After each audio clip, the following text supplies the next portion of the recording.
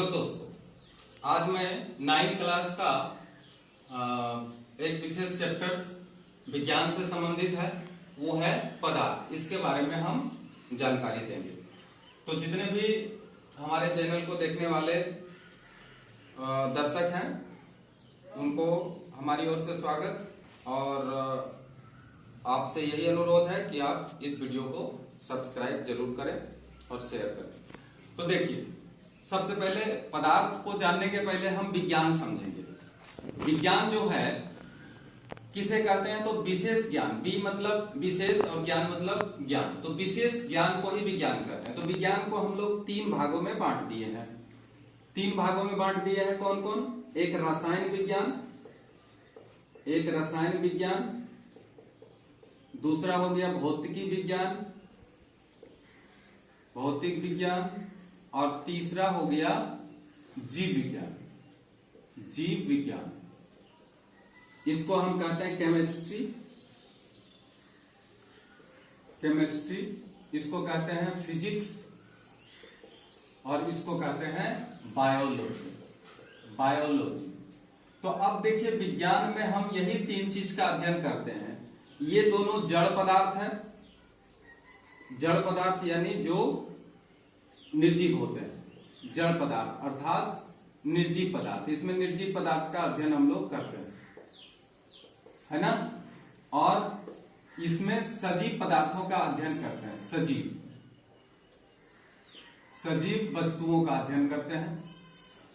तो देखिए, वस्तुओं का अध्ययन हम सब में करते हैं। विज्ञान में जितनी भी दैनिक जीवन में होने वाली घटनाएं हैं या फिर जो वस्तुएं हैं उसके बारे में जब अध्ययन हम करते हैं, चाहे वो निर्जीव हो सजीव हो, वो सारा विज्ञान ही होता है। परंतु विज्ञान में अलग अलग है, रसायन विज्ञान, भौतिक विज्ञान और जीव विज्ञान। रसायन विज्ञान में हम विशेष प्रकार के पदार्थों के अणु, परमाणु और उसके होने वाला अणु के बीच में आकर्षण, परमाणुओं के बीच में आकर्षण और विभिन्न प्रकार के पदार्थों का गठन के बारे में हम अध्ययन करते हैं। तो वो रसायन विज्ञान हो जाता है। भौतिक विज्ञान में हम ऊर्जा का अध्ययन करते हैं, फोर्स का अध्ययन करते हैं, मैग्नेट का अध्ययन करते हैं। ये सब जो अध्ययन हम लोग करते हैं एनर्जी से संबंधित, तो वो आ जाता है भौतिक विज्ञान।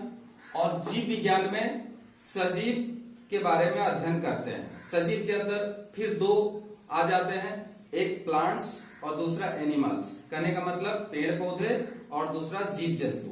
अगर पेड़ पौधे का अध्ययन करते हैं तो उसे बॉटनी कहते हैं या वनस्पति विज्ञान कहते हैं, और अगर जंतु का अध्ययन करते हैं तो उसे जंतु विज्ञान कहते हैं। तो वनस्पति विज्ञान, इसके अंदर 2 शाखा हो गया, और दूसरा जंतु विज्ञान, जिसको कि हम इंग्लिश में क्या क्या कहते हैं? इसको कहेंगे बॉटनी और इसको कहते हैं जूलॉजी।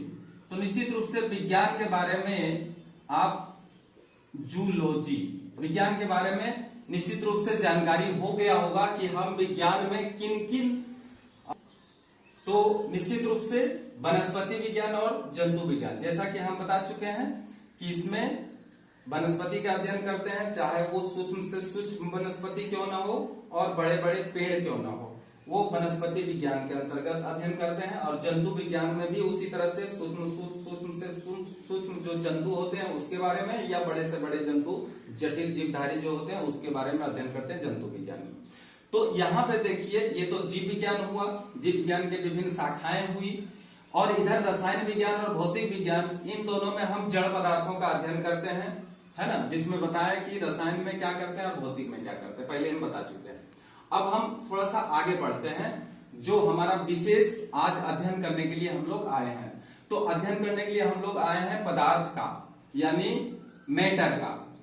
पदार्थ यानी मैटर का अध्ययन करने हम लोग आए हैं। तो मैटर के लिए अगर हम लोग देखें तो मैटर ज्यादातर हम निश्चित रूप से रसायन विज्ञान के अंतर्गत इसको हम रख सकते हैं। तो मैटर आखिर है क्या?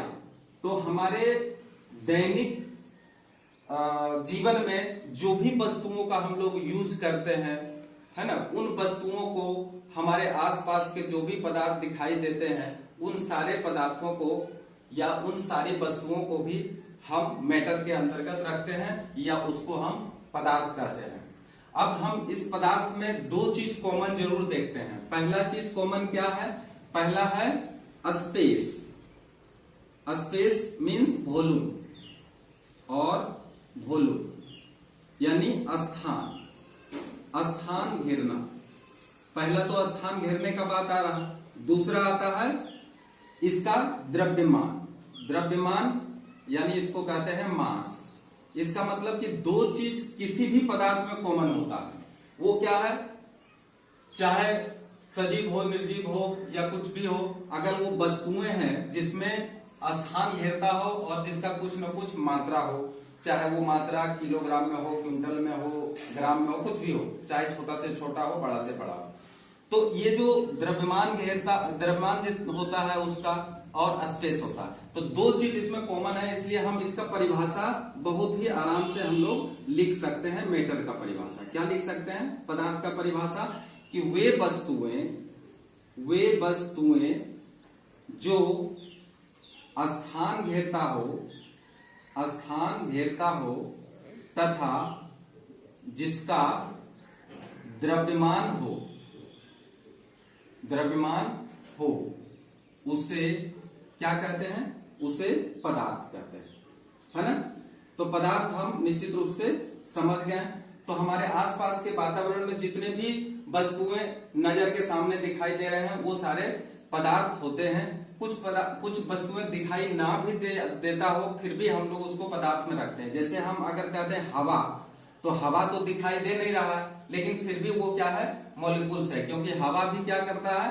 स्थान घेरता है और उसमें भी द्रव्यमान होता है। इसलिए ऐसा नहीं कि हवा को हम पदार्थ नहीं कर सकते हैं क्योंकि दिखाई नहीं देता है, उसका द्रव्यमान भी पता नहीं चलता है, लेकिन है, उसके अंदर द्रव्यमान है क्योंकि हम लोग प्रयोग में देख चुके हैं। तो हवा हो गया, पानी हो गया, ईंट हो गया, लोहा हो गया, तांबा हो गया, जो भी हम वस्तु देख सकते हैं वो सारा क्या होता है? सब मैटर के अंतर्गत आता है, उसे ही हम मैटर कहते हैं। अब मैटर की अवस्था के बारे में हम चर्चा करने जा रहे हैं।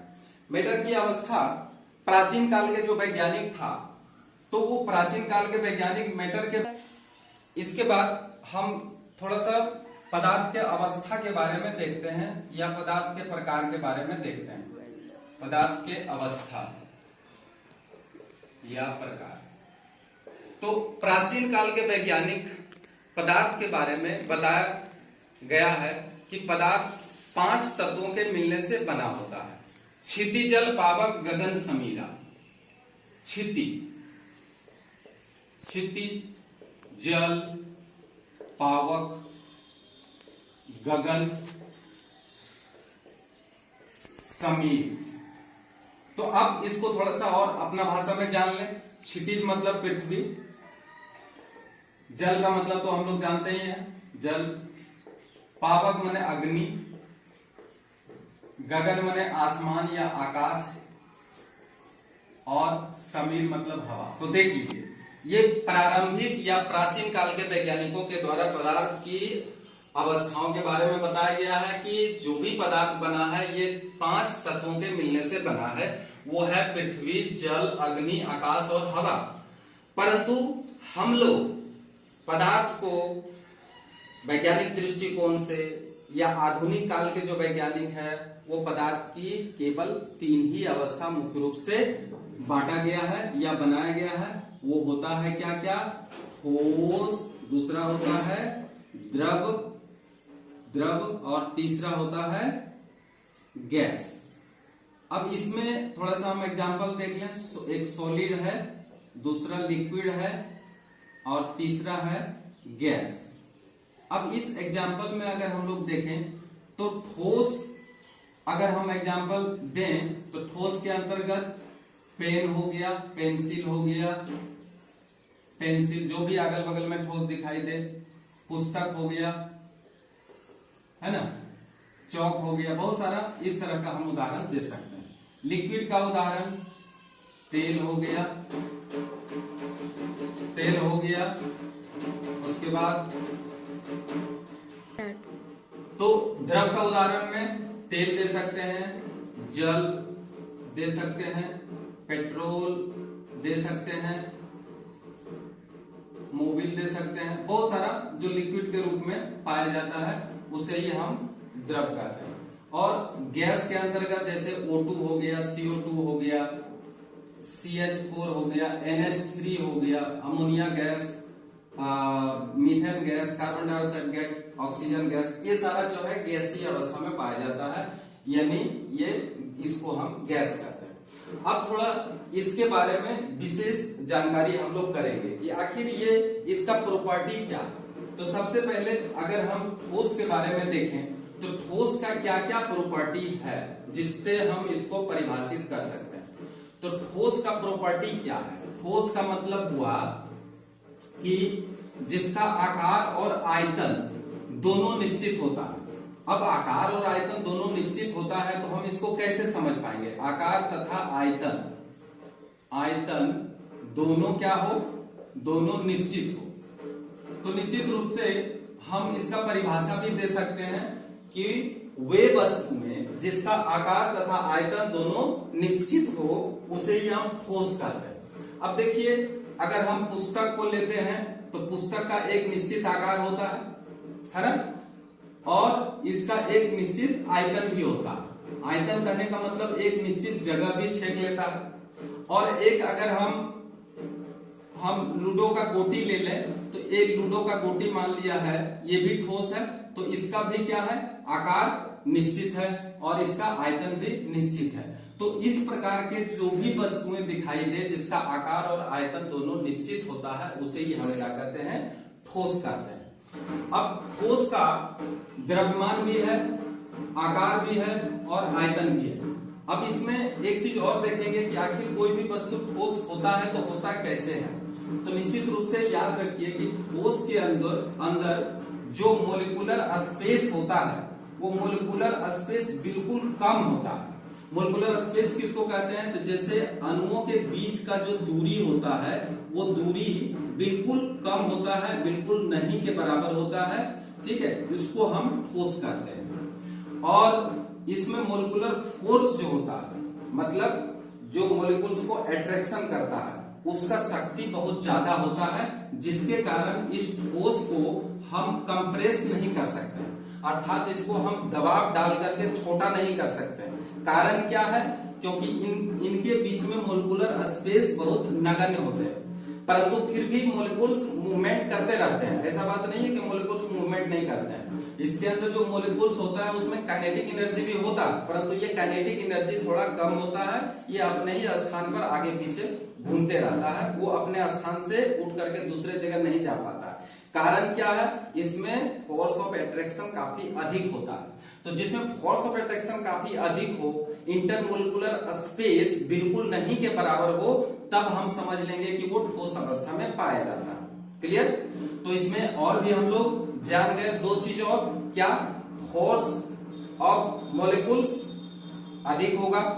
दूसरा क्या जान लिए हैं कि इसके अंदर मोलिकुलर स्पेस बिल्कुल कम होगा और काइनेटिक एनर्जी भी कम होगी, यानी मोलिकुल्स ज्यादा मूव नहीं करेगा। तो ये हम सारा ठोस का लक्षण विशेषता हम लोग देख लिए, यही कारण कि वो ठोस है। अब हम लोग द्रव के बारे में चलते हैं। द्रव जिसको लिक्विड कहते हैं। अब लिक्विड, जैसा कि उदाहरण हम लोग पहले दे चुके हैं, आप लोग देख चुके हैं उदाहरण के बारे में, लिक्विड के बारे में। तो लिक्विड कैसे, लिक्विड के में क्या गुण है और इसको हम लोग किस तरह से जान सकते हैं। तो सबसे पहले लिक्विड के बारे में समझिए कि इसमें कहता है कि आकार बिल्कुल निश्चित नहीं होता है, लेकिन आयतन निश्चित होता है। अर्थात आयतन निश्चित परंतु आकार अनिश्चित, आकार अनिश्चित होता है। तो अब देखिए, आकार अनिश्चित होता है, इसको हम लोग कैसे समझेंगे, और आयतन निश्चित होता है कैसे समझेंगे। अगर 1 लीटर पानी है, 1 लीटर पानी है, एक ग्लास के अंदर हम रख रहे हैं 1 लीटर पानी को, तो निश्चित रूप से 1000 ml ये पानी इसके अंदर है। अगर यही इसको हम बोतल में रख देते हैं तो ये 1 लीटर का पानी का आकार बोतल के आकार का हो जाता है, क्योंकि इसका आकार बदल गया है। इसी को अगर हम एक कटोरा में रख देते हैं तो इसका आकार कटोरा के आकार का हो जाता है। तो इस तरह से बोतल में रखते हैं, कटोरी में रखते हैं, या जिसमें भी रखते हैं उसी का आकार ले लेता है। अर्थात इसका देखिए तो आकार कभी भी निश्चित नहीं होता, ये बदलते रहता है, परंतु आयतन इसका निश्चित होता है, क्योंकि इसके अंदर जितना पानी है वो भी 1 लीटर का ही रहेगा, इसके अंदर भी पानी 1 लीटर का ही रहेगा। अर्थात इसके अंदर आयतन समान होगा, परंतु आकार इसका अलग अलग होगा। अब इसका थोड़ा सा प्रॉपर्टी हम लोग देखते हैं कि द्रव का प्रॉपर्टी क्या होता है। तो जिस तरह से ठोस में हम प्रॉपर्टी बताए हैं कि इसके अंदर क्या होता है कि मोलिकुलर स्पेस जो होता है वो थोड़ा सा इसमें ज्यादा होता है, अर्थात इन द्रव के बीच में मोलिकुलर स्पेस जो होता है वो ठोस की अपेक्षा थोड़ा ज्यादा होता है, और जब ज्यादा होगा तो फोर्स ऑफ अट्रैक्शन इसमें कम होगा। अर्थात जो ठोस है, ठोस की अपेक्षा द्रव में मोलिकुलर फोर्स जो होगा वो थोड़ा सा कम होगा, जिसके कारण ये दूर दूर चला जाएगा इसके अणु। और काइनेटिक एनर्जी जो है, कहने का मतलब मोलिकुल्स जो मूवमेंट करता है वो काइनेटिक एनर्जी के कारण करता है, तो इसमें काइनेटिक एनर्जी ठोस से क्या होगा, ज्यादा होगा, अर्थात ये मूवमेंट ज्यादा कर सकते हैं। तो ये किसका प्रॉपर्टी हुआ, द्रव का प्रॉपर्टी हुआ। अब द्रव का एग्जाम्पल हम पहले दे चुके हैं, वाटर हो या तेल हो या और भी विभिन्न प्रकार के द्रव पदार्थ हो। तो इस तरह से हम द्रव का प्रॉपर्टी जान गए। अब चले आते हैं गैस के अंदर। गैस का क्या प्रॉपर्टी है, तो पहले गैस को हम परिभाषित करके देखते हैं। तो निश्चित रूप से गैस को हम उसी तरह से परिभाषा कर सकते हैं जैसे कि ठोस में किए हैं और द्रव में किए हैं। गैस का परिभाषा पहले देखिए कि वे वस्तुएं जिसका कि आकार तथा आयतन दोनों ही अनिश्चित होते हैं, दोनों ही अनिश्चित होते हैं। तो देख लीजिए ये दोनों ही अनिश्चित होते हैं, उसे ही हम क्या कहते हैं, होते हैं उसे द्रव कहते हैं, उसे गैस कहते हैं। तो अब गैस का एग्जाम्पल हम पहले दे चुके हैं, है ना। अब गैस के अंदर देखेंगे इसका प्रॉपर्टी क्या है, आखिर इसको हम समझें कि आकार और आयतन दोनों अनिश्चित हो जाता है। तो दोनों अनिश्चित हो जाता है, तो आखिर ये कैसे दोनों अनिश्चित हो जाता है।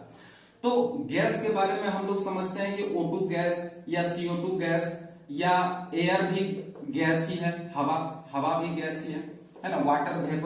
वाटर वेपर भी क्या है, ये भी गैस ही है। तो इसको हम जिस बर्तन में रखते हैं उस बर्तन का ही आकार ले लेता है। ऐसा क्यों होता है, क्योंकि इसके अंदर जो गैस के अंदर जो काइनेटिक एनर्जी है वो काफी ज्यादा होता है, यानी मोलिकुल्स बहुत ज्यादा मूवमेंट करता है। अच्छा, ज्यादा मूवमेंट करने का मतलब इसके अंदर जो मोलिकुलर फोर्स होता है बिल्कुल नगण्य होता है, नहीं के बराबर होता है। मतलब वो फोर्स ऑफ अट्रैक्शन उसको अट्रैक्ट ही नहीं कर पाता है, नहीं होता है, जिसके कारण ये मोलिकुल्स जहां मर्जी वहां घूमने लगता है। जिग जैग मोशन में ये बिल्कुल अपना अनिश्चित दिशा में ये घूमने लगते हैं। अर्थात हम कह सकते हैं कि जो गैस है उस गैसों के अंदर मोलिकुलर फोर्स बिल्कुल नहीं के बराबर होते हैं और मोलिकुलर स्पेस काफी दूर होते हैं। कहने का मतलब ये काफी अधिक होता है। मोलिकुलर स्पेस अधिक हो ही जाएगा, क्योंकि अगर हम इसमें फोर्स कम बोले तो फोर्स नहीं है तो वो जिधर मर्जी उधर घूमेगा, तो इसलिए इसके अंदर क्या होता है, तो मोलिकुलर स्पेस काफी ज्यादा हो जाता है। और इसमें काइनेटिक एनर्जी के बारे में जहां तक बात है, तो काइनेटिक एनर्जी इसका क्या होता है, काफी अधिक होता है। इसलिए इसको जिस बर्तन में रखा जाता है उसी बर्तन का रूप ले लेता है। अगर 100 ml गैस है, मान लिया जाए 100 ml गैस है, तो इसको हम एक बड़ा बर्तन में रखते हैं तो उस बड़ा बर्तन का ही आकृति ये ले लेता है, क्योंकि तब क्या होता है, गैस का मोलिकुल्स दूर दूर एडजस्ट हो जाता है और ये गैस इसमें भी अट सकता है। अगर चाहें कि ये 100 ml गैस को एक छोटा सा डिबिया में हम बंद करके रखें, एक छोटा सा बर्तन में बंद करके रखें, एक छोटा सा पात्र में बंद करके रखें, तो भी रखा जा सकता है, क्योंकि उस गैस को कंप्रेस किया जा सकता है। मतलब इसमें कंप्रेस करने की क्षमता, यानी उसको दबाव डाल करके उसको छोटा करने की क्षमता बहुत अधिक होते हैं, क्योंकि इसके बीच में काफी मोलिकुलर स्पेस होते हैं। इसलिए हम लोग देखते हैं कि हमारे घर के अंदर जो खाना बनाने वाला गैस आता है, एलपीजी सिलेंडर आता है, तो उसके अंदर जो गैस होता है वो काफी कंप्रेस करके उसके अंदर डाला जाता है। इसका मतलब है कि उस गैस में काफी दबाव डाला जाता है, लो प्रेशर अधिक रहता है और टेम्परेचर कम रहता है, जिसके कारण कि वो लिक्विड में भी बदल जाता है। इसका मतलब इसको कंप्रेस करके हम लिक्विड अवस्था में भी ला सकते हैं। किसको? तो निश्चित रूप से गैस को। तो निश्चित रूप से गैस का परिभाषा भी समझ गए। गैस के अंदर जो पार्टिकल्स के मूवमेंट होते हैं उसके बारे में भी समझ लिए हैं, इसका संरचना भी समझ लिए हैं। अब थोड़ा सा समझना यह है कि अगर कोई एक ही पदार्थ होता है और वो एक पदार्थ अलग अलग रूपों में पाए जाते हैं तो उसके पीछे क्या कारण है। अब जैसे वाटर के बारे में हम लोग देख लेते हैं कि वाटर जो होता है वो वाटर तीनों अवस्थाओं में पाए जाते हैं, है ना। जैसे एक वाटर के बारे में हम ले लें, वाटर यानी जल। जल तीनों अवस्था में उपस्थित होते हैं। पहला ठोस में भी होते हैं, दूसरा द्रव में भी होते हैं और तीसरा है ठोस, तीसरा है गैस। तो गैस में भी हो सकते हैं। ठोस यानी सॉलिड, लिक्विड और गैस।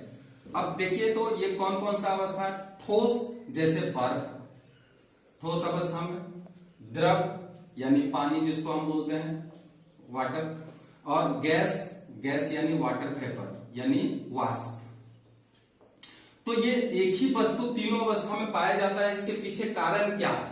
तो इसके पीछे कारण वही है जो अभी हम थोड़ा देर पहले बताए कि अगर ठोस में बदलते हैं किसी भी पदार्थ को तो उसके अंदर क्या होता है, मोलिकुलर स्पेस बिल्कुल नगण्य होता है, नहीं के बराबर होता है और फोर्स ऑफ अट्रैक्शन काफी अधिक होता है। तो जब हम जल को बर्फ बनाना चाहते हैं तो इसको ठंडा करना पड़ता है और ठंडा करने से मोलिकुलर स्पेस बिल्कुल घट जाता है और फोर्स ऑफ अट्रैक्शन वो काफी अधिक लगने लगता है, जिसके कारण कि वो ठोस अवस्था में आ जाता है और अणुओं का मूवमेंट भी कम हो जाता है, जिसके कारण कि ये ठोस अवस्था में हो जाता है यानी बर्फ की अवस्था में हो जाता है। बर्फ के बारे में थोड़ा सा और जान लीजिए। इसका जो फ्रीजिंग पॉइंट होता है, जमनांक जो होता है वो 0 डिग्री C होता है। और अगर हम इसको केल्विन में बदल करके देखें तो केल्विन में जब बदलेंगे तो 273 के, याद रखिएगा ये 273 के यानी जितना भी डिग्री में है उसमें 273 जोड़ देने से आपका केल्विन में बदल जाएगा। तो एक क्वेश्चन आ सकता है कि जो बर्फ का फ्रीजिंग पॉइंट यानी उसको कहते हैं जमनांक, जम जाता है, या फिर पिघलनांक जिसको कि हम मेल्टिंग पॉइंट भी कहते हैं। तो मेल्टिंग पॉइंट हो या फ्रीजिंग पॉइंट हो दोनों एक ही होता है, वो होता है 0 डिग्री C और इसका जो केल्विन में होता है वो 273 डिग्री K होता है।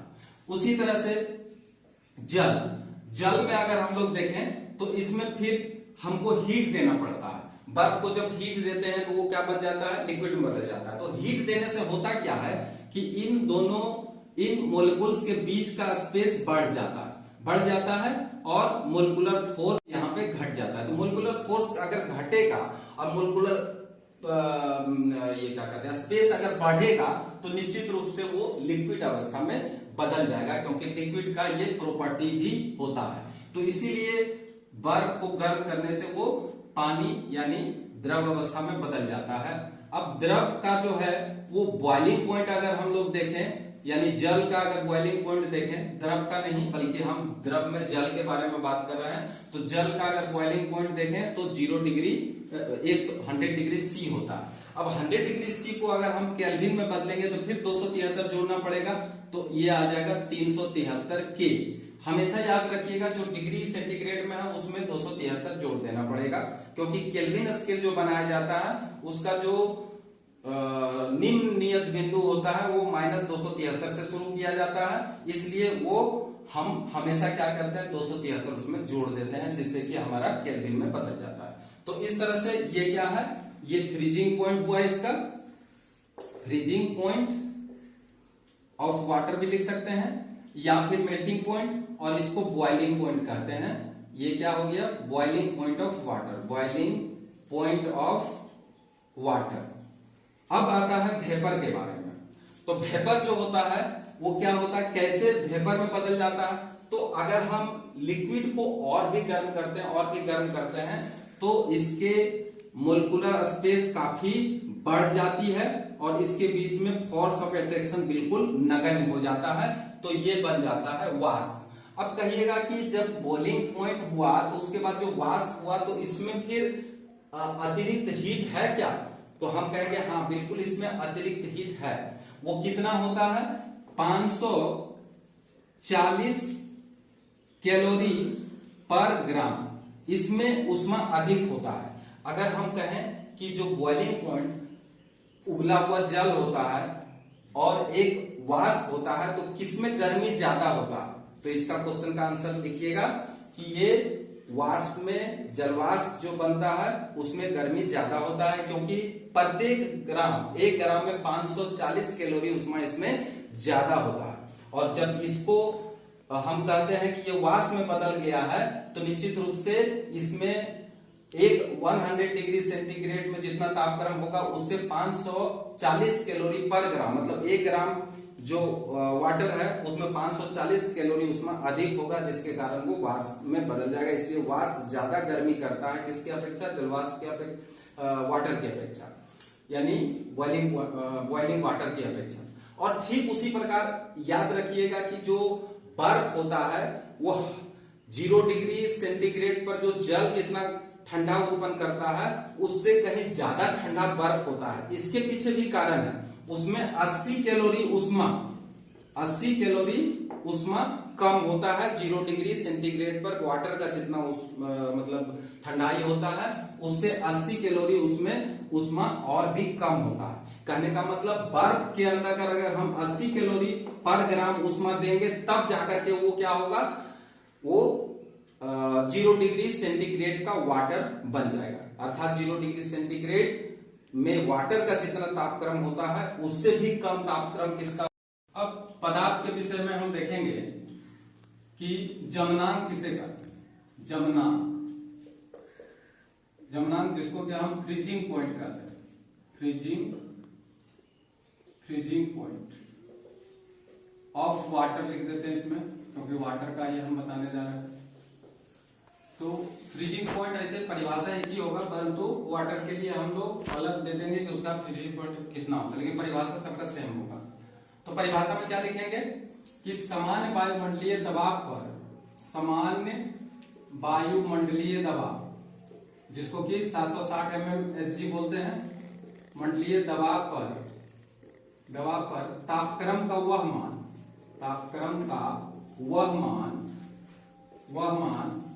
जिस पर कोई भी द्रव ठोस में परिवर्तित हो जाता है उसे ही हम क्या करते हैं? उसे ही जमनांक करते हैं। अब अगर जल का जमनांक पूछे, जल का जमनांक तो सबका अलग अलग होता है, तो जल का हम लिख देते हैं 0 डिग्री सी। तो ये जो 0 डिग्री सी है ये जल का क्या हो गया? जमनांक हो गया। उसी तरह से अगर हम बॉइलिंग का बात करते हैं जिसको क्वथनांक कहते हैं, क्वथनांक हिंदी में इसको क्वथनांक कहते हैं, नहीं तो बॉइलिंग पॉइंट कहते हैं, बॉइलिंग पॉइंट। तो इसको हम इसी तरह से बता देते हैं, थोड़ा सा ध्यान दीजिए कि समान वायुमंडलीय दबाव पर तापक्रम का वह मान जिस पर कोई भी द्रव उबलने लगता है उस तापक्रम को ही हम क्या कहते हैं? उस तापक्रम को क्वथनांक कहते हैं। अब जल का जहां तक क्वथनांक है वो होता है 100 डिग्री सी, या हम कह सकते हैं 373 डिग्री के। इसमें अगर जमनांक कहेंगे तो 273 डिग्री के, 273 के। तो इस तरह से हम लोग क्वथनांक का भी परिभाषा दे सकते हैं। अब थोड़ा सा देखिए, जमनांक हो गया, क्वथनांक। अच्छा, जमनांक और गलनांक दोनों एक ही है, क्वथनांक। उसके बाद आता है एक और ऊर्ध्वपातन। ये थोड़ा सा देख लीजिए, ऊर्ध्वपातन किसे कहते हैं? ऊर्ध्वपातन जो होता है उसको कहते हैं सब्लिमेशन। अब सब्लिमेशन किसको कहते हैं? सो देखिए, सब्लिमेशन का मतलब हुआ कि अगर कोई ठोस बिना लिक्विड में बदले अगर गैस में परिवर्तित हो जाता है तो उसी को हम कहते हैं ऊर्ध्वपातन। जैसे कपूर को जब हम गर्म करते हैं तो गैसीय अवस्था में कपूर का वाष्प में कन्वर्ट हो जाता है, और उसको जब ठंडा करते हैं वो फिर से कपूर में बदल जाता है, तो उसका कोई लिक्विड अवस्था नहीं होता। अर्थात ऊर्ध्वपातन किसमें होता है, तो हम कपूर भी बोल सकते हैं, इसमें ऊर्ध्वपातन होता है, आयोडीन बोल सकते हैं। ये उदाहरण है कपूर और आयोडीन, कपूर और आयोडीन, याद रखिएगा, इसमें ऊर्ध्वपातन की क्रिया होता है।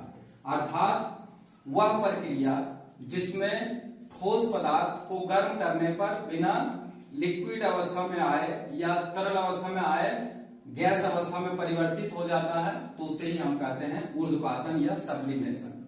एक और परिभाषा आता है डिपोजिशन, डिपोजिशन जिसको कि हम निक्षेपण कहते हैं। अभी निक्षेपण क्या है, इसका ठीक उल्टा है। जिस तरह से वहां पे हम कहे थे कि गैस जो है ठोस में बदल जाता है, तो इस तरह का जो प्रक्रिया होता है बिना लिक्विड में बदले उसको डिपोजिशन करते हैं। इसका उदाहरण ड्राई आइस हो जाएगा। ड्राई आइस क्यों हम लोग बोलते हैं, क्योंकि जब हम कार्बन डाइऑक्साइड को जो गैस के रूप में होता है उसको जब हम ठंडा करते हैं तो वो लिक्विड अवस्था में नहीं बदल के डायरेक्ट क्या हो जाता है, ठोस अवस्था में बदल जाता है। तो इसलिए कार्बन डाइऑक्साइड का अगर ठोस रूप करते हैं, जो निक्षेपण विधि द्वारा करते हैं, ठीक है, ठंडा करने से वो जो ठोस के रूप में बदल जाता है, उसी को ड्राई आइस कहते हैं।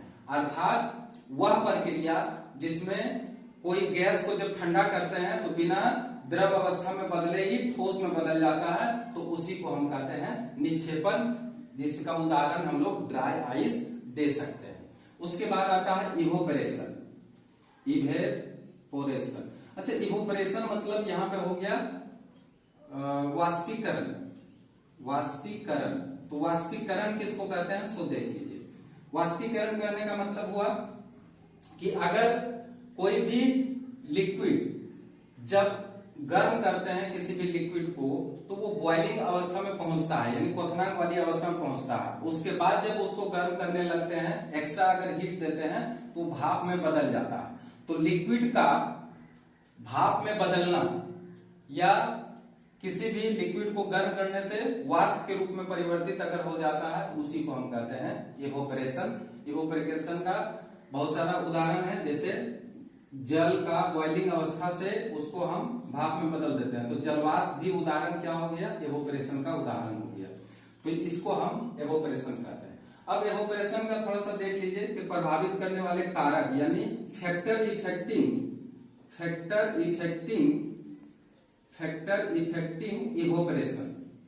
इवोपरेशन।